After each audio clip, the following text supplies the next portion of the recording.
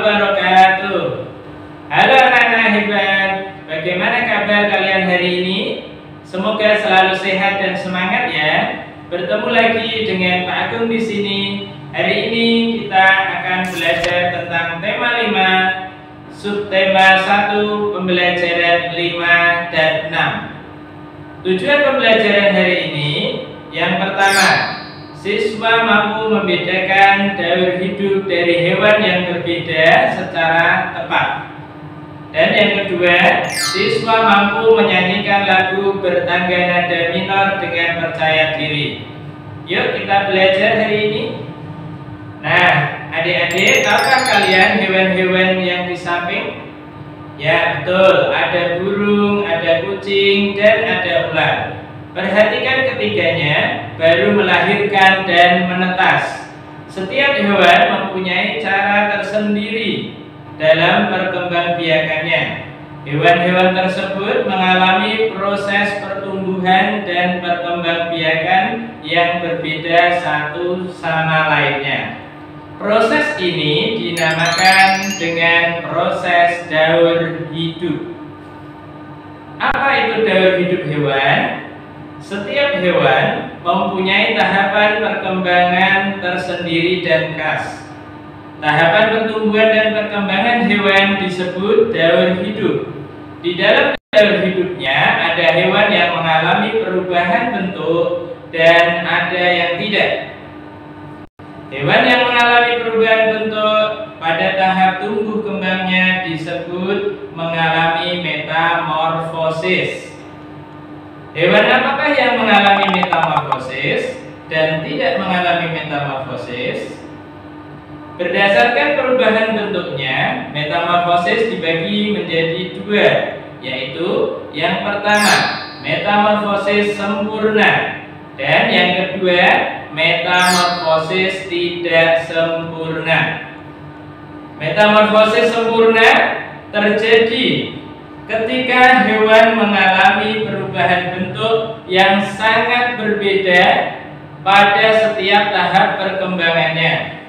Contoh, katak dan kupu-kupu. Sedangkan metamorfosis tidak sempurna terjadi pada hewan yang mengalami perubahan bentuk yang tidak terlalu berbeda pada setiap perkembangannya. Hewan kelompok ini tidak mengalami fase larva dan pupa atau kepompong. Contohnya belalang. Nah, mari adik-adik kita perhatikan yuk daur hidup berikut ini.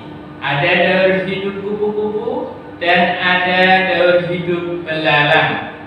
Perhatikan pada daur hidup kupu-kupu. Dari telur yang biasanya menempel pada daun menetas menjadi ulat atau larva. Pada tahapan inilah yang merugikan para petani karena memakan daun pada tanamannya. Kemudian ulat tersebut menjadi pupa atau kepompong. Jika dilihat dari luar kepompong, kelihatannya ulat itu tampak hanya beristirahat saja dan tidak beraktivitas. Tetapi sebenarnya di dalamnya terdapat proses perubahan yang dilakukan.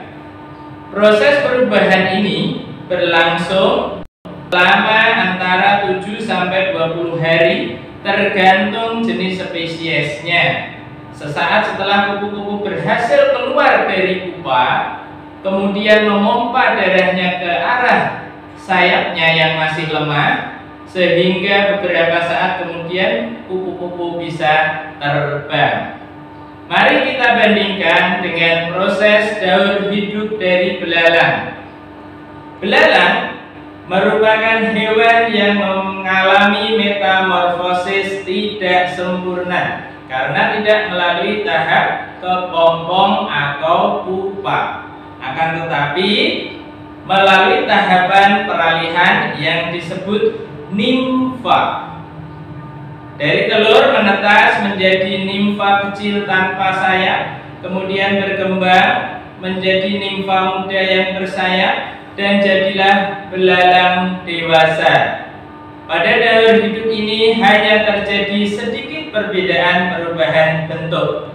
Agar mudah menghafal daur hidup kupu-kupu dan belalang, mari kita bisa bersama-sama menyanyi dengan gerakan tangan.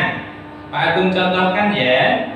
Ketika kalian bermain dengan temannya saat ada yang kalah, mungkin kalian ingat pernah menyanyikan lagu seperti ini. Telur-telur, ulat-ulat, kepompong kupu-kupu, kasihan deh lu. Nah, kita ganti dengan daur hidup kupu. Oke, perhatikan Pak Agung contohkan dulu ya, diikuti ya. Telur-telur, ulat-ulat, kepompong kupu-kupu, daur hidup kupu. Oke, sekali lagi ya. Oke, biar paham dan mudah dihafal. Oke, siap ya. Telur-telur, ulat-ulat, kepompong kupu-kupu, daur hidup kupu. Oke, itu untuk yang daur hidup kupu-kupu. Sekarang yang daur hidup belalang. Oke, siap ya. Telur nimfa tanpa sayap, nimfa yang bersayap, belalang dewasa. Oke, sekali lagi. Telur nimfa tanpa sayap, nimfa yang bersayap, belalang dewasa. Bagaimana adik-adik? Sudah paham ya mengenai daur hidup hewan? Kalau begitu tugas buat kalian. Buatlah diagram daur hidup hewan yang mengalami metamorfosis sempurna dan tidak sempurna. Gambarlah dan beri warna yang menarik. Pastikan kalian saat mengerjakan dengan perasaan yang senang ya. Bisa sambil menyanyi atau mendengarkan lagu. Nah, adik-adik, tahukah kalian pada saat kalian menyanyikan sebuah lagu, sebaiknya kalian mengetahui tangga nada apa sih yang digunakan dalam lagu tersebut, sehingga kita bisa menyanyi dengan tepat dan benar. Hari ini kita akan fokus membahas tentang tangga nada diatonis minor. Apa itu tangga nada diatonis minor?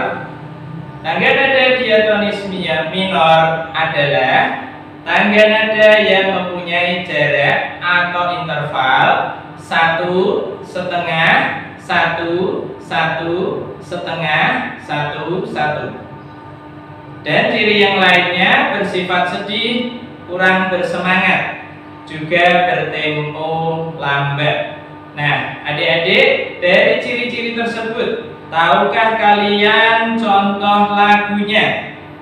Contohnya lagu Syukur ciptaan Bapak H. Mutahar dan lagu Terima Kasihku ciptaan Bapak Sri Widodo.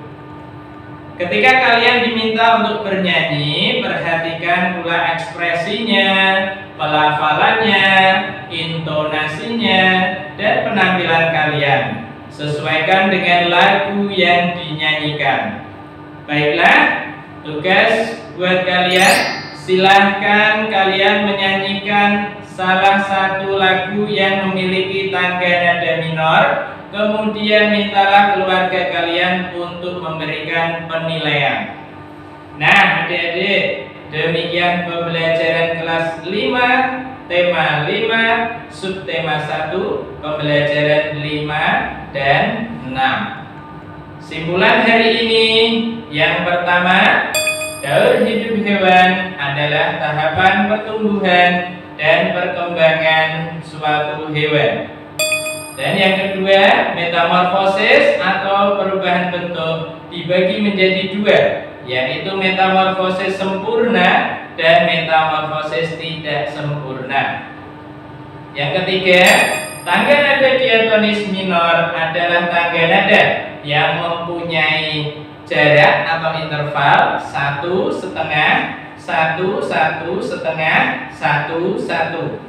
Bersifat sedih dan bertempo lambat. Demikian materi pelajaran yang Pak Agung sampaikan. Semoga bermanfaat, tetap semangat dan jaga kesehatan. Wassalamualaikum warahmatullahi wabarakatuh.